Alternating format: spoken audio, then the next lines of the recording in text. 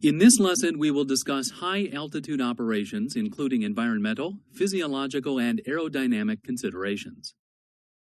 We will begin by discussing the high-altitude environment, including airspace definitions, limitations, and oxygen requirements. We will review high-altitude weather, including the jet stream and its effect on turbulence. Then we will discuss the physiological effects of pressure, including decompression and high cabin altitudes. We will conclude the lesson by examining aerodynamic considerations during high-altitude maneuvers.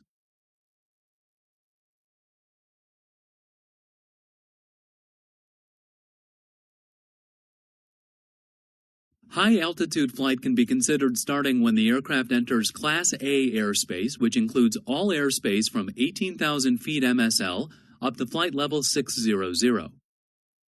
In the United States, 18,000 feet MSL also represents the transition altitude. Below the transition altitude, altitude is referenced in feet. Above this, altitude is referred to as flight levels. Aircraft operating above the transition altitude use a standard pressure reference of 29.92 inches of mercury, or 1013.2 hectopascals, regardless of the actual sea level pressure.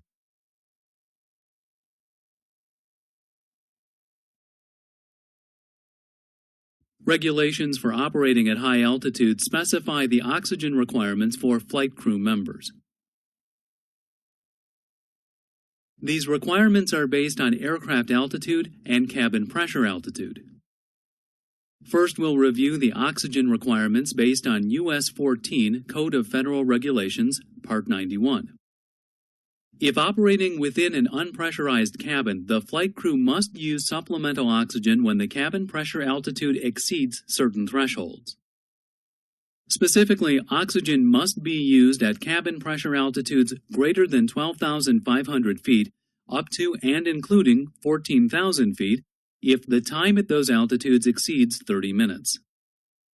When the cabin pressure altitude exceeds 14,000 feet, both flight crew members must use oxygen at all times.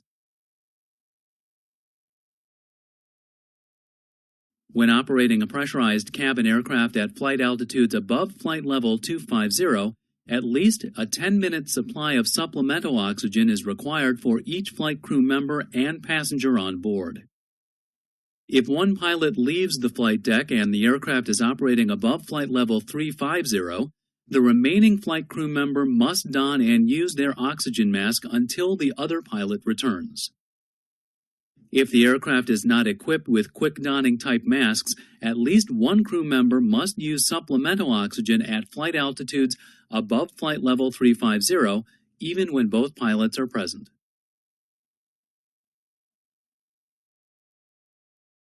Federal aviation regulations for operating at high altitudes also specify the oxygen requirements for other cabin crew members and passengers.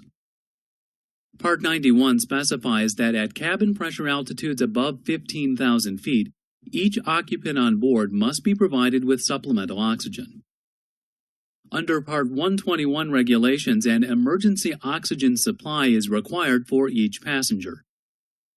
This oxygen is required to be available when operating above 10,000 feet. Passenger oxygen is typically supplied by the chemical oxygen generators located in the passenger service units, or PSUs. During an emergency, the PSUs will open, either automatically or under manual control, and individual oxygen masks drop from the ceiling.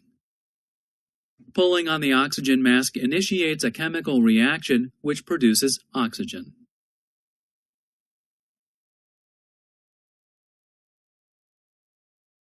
Aircraft operate in multiple layers of the Earth's atmosphere, including the troposphere, tropopause, and stratosphere. Aircraft normally operate in the troposphere, which extends from ground level to approximately 35,000 feet around the poles and up to 65,000 feet around the equator. The temperature in the troposphere decreases with altitude at a rate of approximately 2 degrees Celsius per 1,000 feet. The troposphere also contains roughly 80% of the Earth's atmosphere. The tropopause is a thin layer which acts as a boundary between the troposphere and the stratosphere. In the tropopause, the air temperature ceases to cool with altitude and the air contains very little moisture. Above the tropopause is the stratosphere, which extends to an altitude of approximately 22 miles. The stratosphere is characterized by a relatively constant temperature of minus 55 degrees Celsius with little moisture. This layer also tends to remain stable with very little turbulence. Earth's atmosphere consists of approximately 78% nitrogen, 21% oxygen, and 1% other gases. These ratios do not change with altitude even though air density decreases. For example, at 18,000 feet, air density is approximately 50% less than at sea level. However, the ratio of oxygen to other gases is still 21%.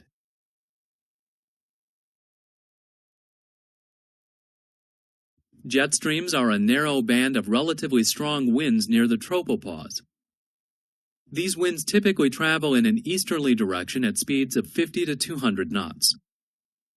The two strongest jet streams are the polar jets and the subtropical jets.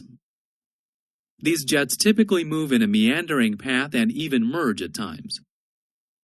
The subtropical jet stream is typically located below 30 degrees latitude, while the polar jet is typically located between 30 to 60 degrees latitude.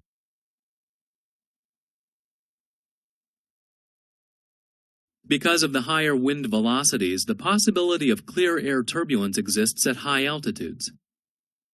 Clear air turbulence is defined as turbulence where no clouds are present, and while it can occur at any altitude, it tends to develop near the jet stream. Typically, clear air turbulence tends to be stronger on the polar side of the jet stream and is more pronounced during winter months. In addition to the turbulence caused by the jet stream, turbulence can also develop as a result of mountain waves, low pressure aloft, or high altitude wind shear. Clouds located at high altitudes are usually composed of ice crystals. Cirrus and cirrostratus clouds are found in the stable air above 30,000 feet and typically result in little or no turbulence. Clouds with extensive vertical development, such as cumulus and cumulonimbus clouds, are indicative of very unstable air which contains moderate to heavy turbulence and icing. These clouds typically start in the lower altitudes but can easily reach heights of 60,000 feet or more. Care should be taken to circumnavigate cumulonimbus clouds whenever possible.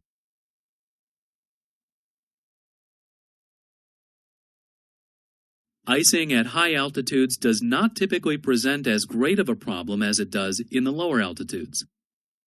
This is because low moisture content and low temperatures result in slow ice accumulation. Icing at high altitude typically occurs in tall cumulus buildups, anvils, and over mountainous regions.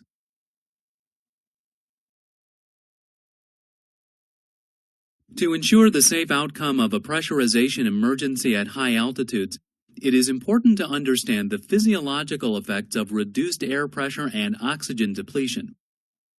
Your body uses hemoglobin to transport oxygen from the lungs to body tissues. The amount of oxygen carried by hemoglobin varies with the partial pressure of oxygen in the atmosphere. As a result, the human body functions normally from sea level to approximately 12,000 feet.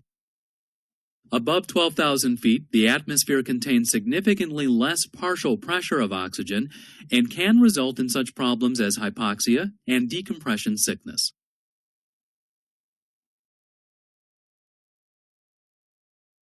In general, hypoxia can be defined as a lack of sufficient oxygen in the body's cells or tissues.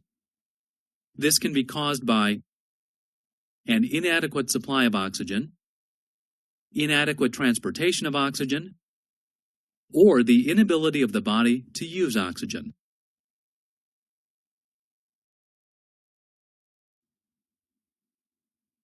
For flight at high altitudes, it is important to understand the symptoms of hypoxia. These symptoms vary between individuals, but one of the earliest effects of hypoxia is impaired judgment. Other symptoms include behavioral changes, poor coordination, discoloration at the fingernail beds known as cyanosis, sweating, increased breathing rate, headache, sleepiness or fatigue, loss or deterioration of vision, lightheadedness or dizzy sensations and listlessness, and tingling or warm sensations. Hypoxia can be broken down into four main groups: hypoxic hypoxia, histotoxic hypoxia, hypemic hypoxia, and stagnant hypoxia. Hypoxic hypoxia is caused by an insufficient partial pressure of oxygen as a result of the reduced atmospheric pressure at altitude. If you recognize the onset of hypoxic symptoms, the immediate use of supplemental oxygen will alleviate the symptoms very quickly. For this main reason, it's important that the oxygen systems be checked prior to takeoff to ensure they are functioning properly. If at any time supplemental oxygen is not available, a descent to an altitude below 10,000 feet should be initiated. Histotoxic hypoxia is caused by the inability of the body cells to use oxygen because of impaired cellular respiration. Typically, this type of hypoxia is caused by alcohol or drug use. Supplemental oxygen is ineffective because oxygen intake is impaired at the tissue level. The only way to avoid this type of hypoxia is to abstain from using alcohol or drugs prior to a flight. Hypemic hypoxia is defined as a reduction in the oxygen carrying capacity of the blood. Typically, this is caused by a reduction in circulating red blood cells or the contamination of the blood with gases other than oxygen. Some of the causes of hypemic hypoxia may include anemia, carbon monoxide poisoning, or excessive smoking. Smokers are far more susceptible to hypoxia at lower altitudes than a non-smoker. For example, a heavy smoker's oxygen carrying capacity at sea level is equivalent to a non-smoker's capacity at 7,000 feet. At 20,000 feet, the equivalent altitude for a smoker would be approximately 22,000 feet. Stagnant hypoxia is caused by an oxygen deficiency in the body resulting from poor blood circulation. This type of hypoxia is usually the result of coronary artery disease. This type of hypoxia can also be caused by prolonged exposure to extended G-forces or positive pressure breathing.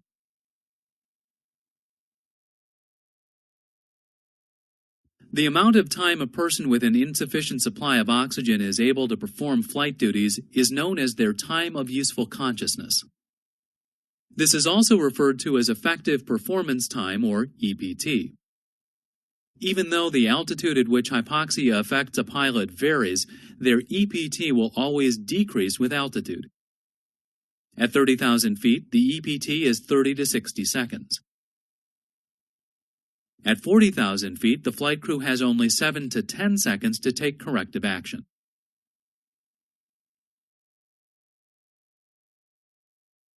A malfunctioning pressurization system or structural damage to the aircraft can result in uncontrolled decompression. Decompression can be categorized in 3 levels: gradual, rapid, and explosive. Gradual decompression occurs slowly and in some cases may go unnoticed.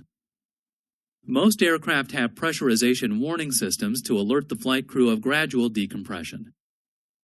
The symptoms may include eardrum and sinus pressure changes. Rapid decompression typically takes more than 1/2 second, but less than about 10 seconds. There is not the high potential for lung damage, however, debris and fogging will be present in varying degrees of severity. Any decompression that takes place in less than 1/2 second is considered to be an explosive decompression. In comparison to rapid decompression, the risk of lung trauma or rupture during an explosive decompression is very high. This is due to decompression occurring at a rate faster than it takes for air to escape from the lungs. Debris and fogging will also be more severe during explosive decompression. In all cases, decompression may result in hypoxia, and a descent to an altitude below 10,000 feet should be initiated. Most of the effects of decompression are a result of either trapped gases or evolved gas disorders. The effects of trapped gases are a result of Boyle's law, which states that the volume of any gas is inversely proportional to the pressure exerted on that gas. So, any gas trapped in the human body will expand with a drop in the pressure surrounding the body. This can occur in many parts of the body, causing varying degrees of discomfort or pain. Examples of this include ear blocks, sinus block, dental problems, and intestinal problems. Evolved gas disorders are more commonly referred to as decompression sickness or DCS. This effect is commonly observed when the top is removed from a carbonated beverage, causing a release of pressure and forcing the carbon dioxide to bubble out of the solution. The same thing that happens to the human body. When nitrogen has been dissolved in the blood and other body tissues at a high atmospheric pressure, for example at sea level, transitioning to a lower pressure will allow the nitrogen to come out of solution in small bubbles. Gases coming out of solution in the body can affect the circulatory system, the chest and lungs, more commonly referred to as the chokes, the muscles and bones, more commonly referred to as the bends, and the nervous system. Be aware that scuba diving before flying tends to compound this problem. Therefore, it's important to wait at least 12 hours after a non-compression stop dive, or 24 hours for a dive with decompression stops, for any flights where the cabin pressure altitude will exceed 8,000 feet.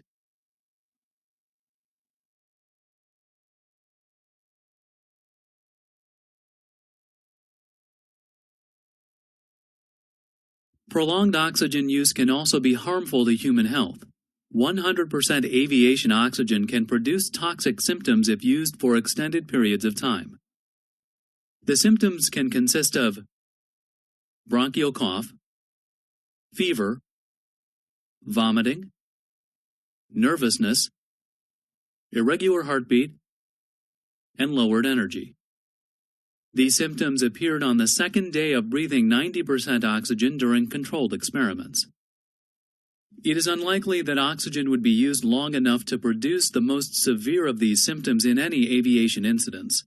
However, prolonged flights at high altitudes using a high concentration of oxygen can produce some symptoms of oxygen poisoning, such as infection or bronchial irritation.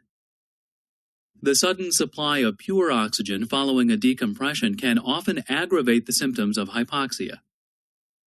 Therefore, oxygen should be taken gradually, particularly when the body is already suffering from lack of oxygen.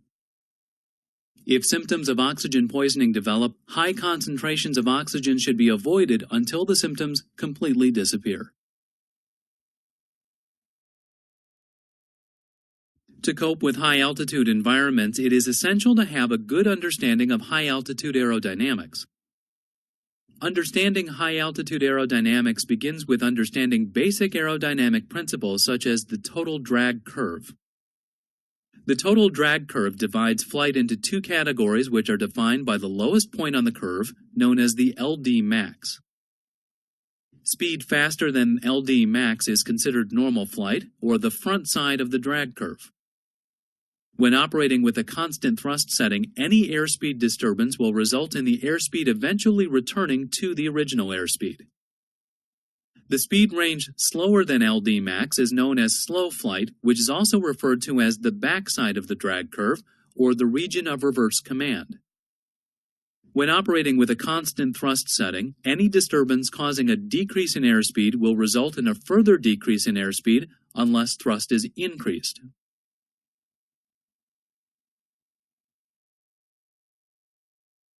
This principle becomes more important as aircraft are pushed to more efficient flight profiles to save fuel, resulting in high-altitude cruising at lower Mach numbers. In this situation, the crew may have less time to recognize and respond to factors causing airspeed decay, resulting in flight slower than LD max.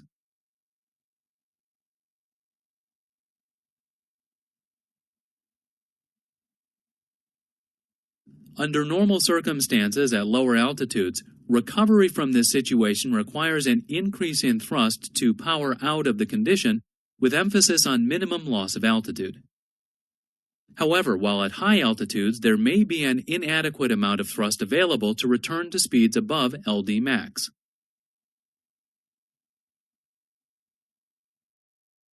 Trying to maintain altitude with insufficient thrust will result in a further reduction in airspeed. Instead of trying to maintain altitude, a descent will be necessary in order to prevent further airspeed decay and the potential for a stall.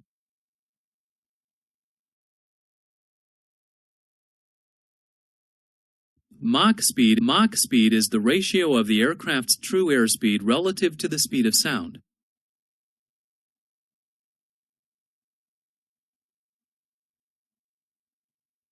When the aircraft's true airspeed reaches the speed of sound, it is referred to as Mach 1. Typically, Mach airspeed is thought of as affecting the aircraft as a whole. However, accelerated air over parts of the aircraft can reach supersonic speeds, even though the aircraft itself may be flying subsonic. The speed of an aircraft at which airflow over any part of the structure first reaches Mach 1 is termed the critical Mach number. When the critical Mach number is reached, shock waves begin to form at the area of supersonic flow. As airspeed increases, the shock wave begins to move aft. At speeds 5 to 10% above the critical Mach number, these shock waves begin to have a major effect on the aircraft and drag begins to increase rapidly.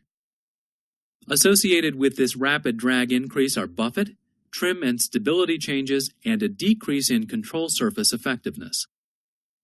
These effects are referred to as Mach buffet. Mach buffet will continue to increase with increased speed and the aft movement of the shock wave. The shock wave also causes the wing's center of pressure to move aft, resulting in a pitch-down tendency known as Mach tuck. To avoid speeds above the critical Mach number, you should reference your VMO/MMO speed. VMO is the aircraft maximum operating speed. This is a fixed value and is valid up to a fixed altitude determined by the aircraft manufacturer. This altitude, referred to as the crossover altitude, is the altitude at which a specified calibrated airspeed and Mach value represent the same true airspeed. Above this altitude, the Mach maximum operating speed, or MMO, is used. MMO is a fixed Mach value, but since Mach speed is relative to the speed of sound, the corresponding maximum airspeed is reduced at higher altitudes.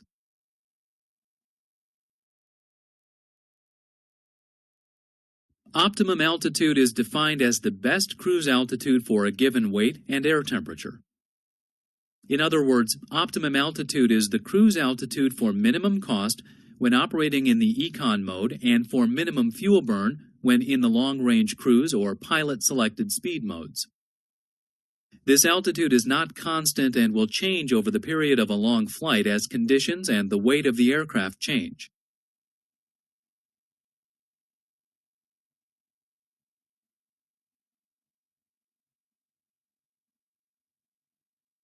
For example, a dramatic increase in temperature will lower the optimum altitude, while a decrease in aircraft weight will increase the optimum altitude. Therefore, when flying at optimum altitude, crew should be aware of changes to both aircraft weight and environmental conditions. Maximum altitude is the highest altitude at which an airplane can be operated. It is the lowest of maximum certified altitude, thrust limited altitude, or buffet limited altitude. Maximum certified altitude is a structural limitation that is determined during certification and is usually set by the pressurization load limits on the fuselage. Thrust-limited altitude is the altitude at which sufficient thrust is available to provide a specific minimum rate of climb. Thrust-limited altitude is affected by temperature. As temperature increases, the thrust-limited altitude will decrease significantly. Most jet transport airplanes are thrust-limited, which is why it is imperative that crews be aware of outside temperature and available thrust. Buffet-limited altitude is the altitude at which a narrow maneuver margin exists prior to buffet onset. There are two kinds of buffet to consider in flight: low-speed buffet and high-speed buffet. As altitude increases, the indicated airspeed at which low-speed buffet occurs increases, while the high-speed buffet speed decreases. This is referred to as absolute ceiling or coffin corner. At this ceiling, a reduction in airspeed results in exceeding the stalling angle of attack, resulting in low-speed buffet. An increase in speed results in exceeding MMO, potentially leading to high-speed buffet.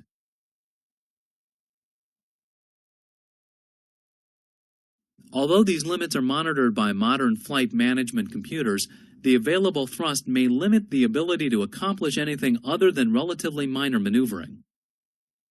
The danger in operating near these limits is the potential for the speed and angle of attack to change due to turbulence or environmental factors, leading to a slowdown or stall and subsequent high-altitude upset.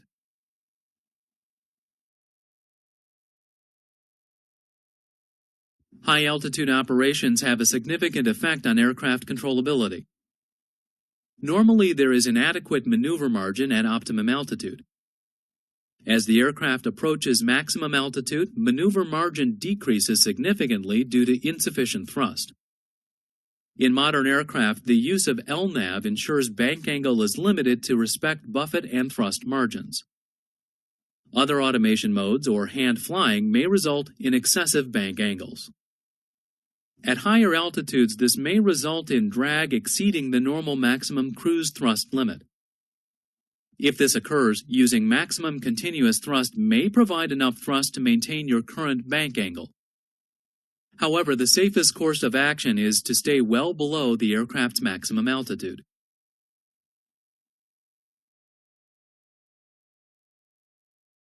Weight and balance can have a negative impact on aircraft controllability, particularly with an aft center of gravity.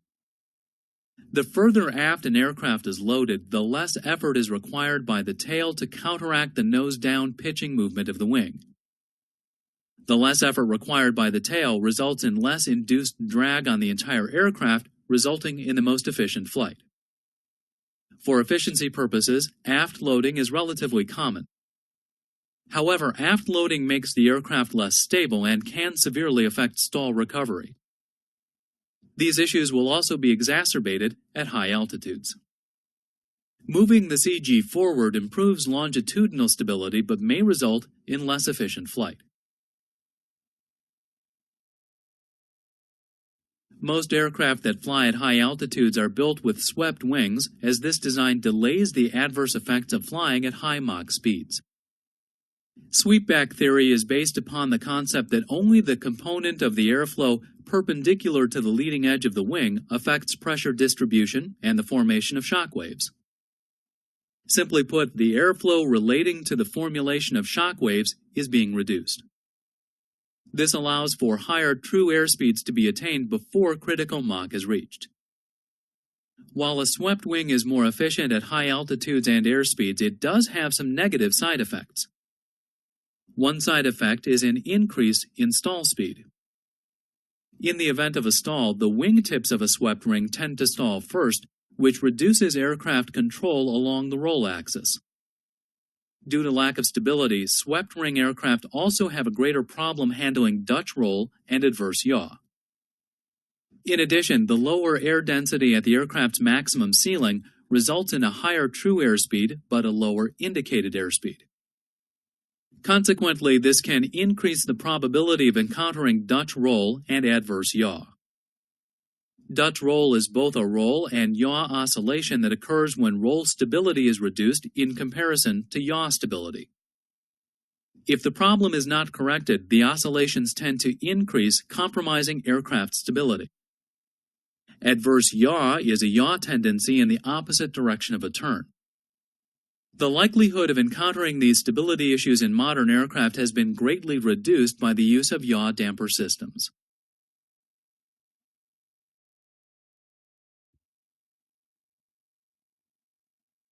That is correct.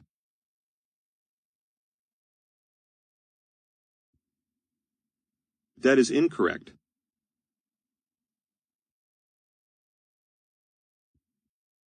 That is incorrect.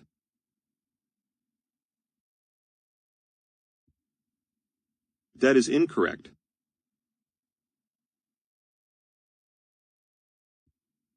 That is incorrect. That is incorrect.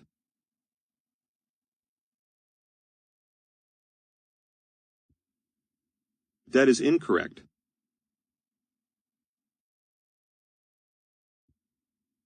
That is incorrect. That is incorrect.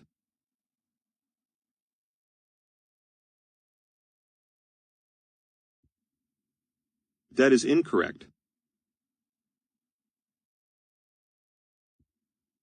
That is incorrect.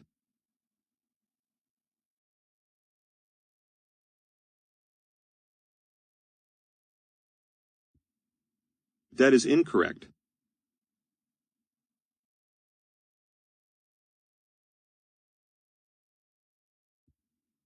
That is correct.